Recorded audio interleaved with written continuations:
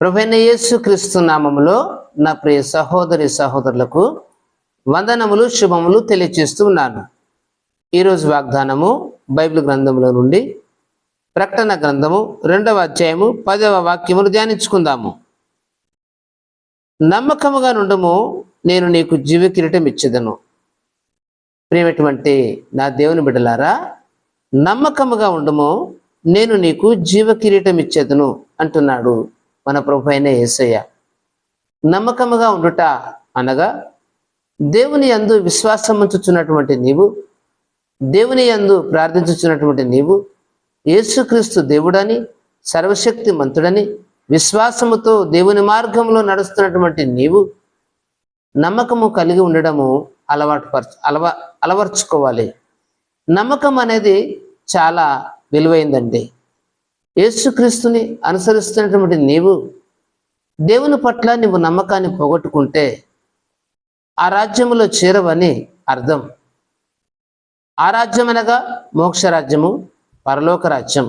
ఏదో ఒక రోజు నువ్వు ఈ లోకాన్ని విడిచి వెళుతావు కదా తండ్రి సన్నిధికి, ఆ మోక్షరాజ్యానికి, స్వర్గరాజ్యానికి, పరలోక రాజ్యానికి. ఆ రాజ్యంలో నువ్వు చేర్చబడాలి అంటే నీవు నమ్మకస్తుడవై, నమ్మకస్తురాలవై ఉండడానికి నిన్ను నీవుగా నీ మనస్సును సిద్ధపరచుకోవాలి. ప్రతి విధమైనటువంటి అపవిత్రతను తొలగించుకోవాలి, ప్రతి విధమైనటువంటి పాపములను విడిచిపెట్టుకోవాలి, ప్రతి విధమైనటువంటి కీడును విడిచిపెట్టుకోవాలి, ప్రతి విధమైనటువంటి శోధనను, అంధకార బంధకముల నుండి బయటకు వచ్చినటువంటి నీవు దేవునికి ఇచ్చిన రక్షణను కాపాడుకోవడానికి సిద్ధపడాలి.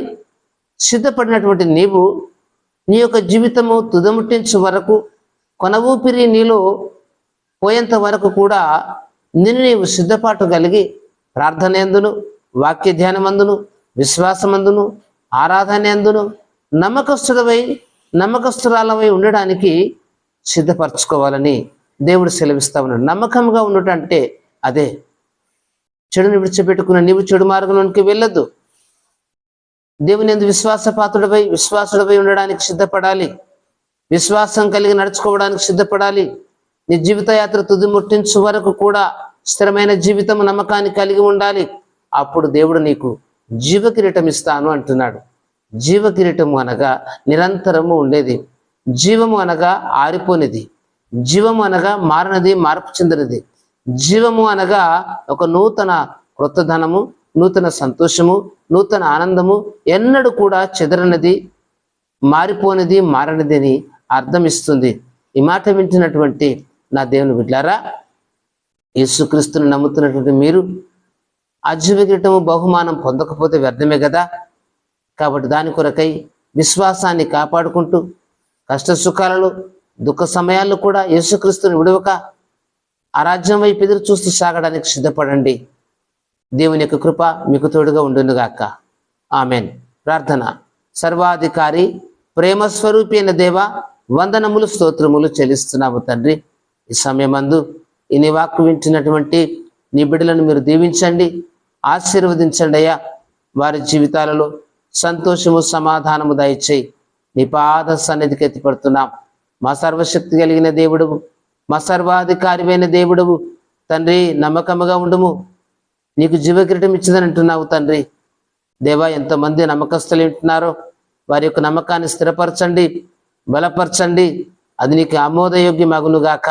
ప్రభు, ఇంకెంతమంది నీ యందు నమ్మకం లేక అటు ఇటు అచంచలుగా తిరుగుతున్నారో అటు బిడ్డలు జ్ఞాపకం చేసుకోండి. స్థిరమైన విశ్వాసము, స్థిరమైన నమ్మకము, స్థిరమైన సమాధానం, స్థిరమైన శాంతి వారికిచ్చి, తగిన జ్ఞానం వారికిచ్చి నీ యందు నడిచినట్లు స్థిరపరచమని, నీ పట్ల నమ్మకస్తులై సాగినట్లు కృప చూపమని యేసుక్రీస్తు శ్రేష్ఠ నామమున ప్రార్థిస్తున్నాము తండ్రి. ఆమెన్.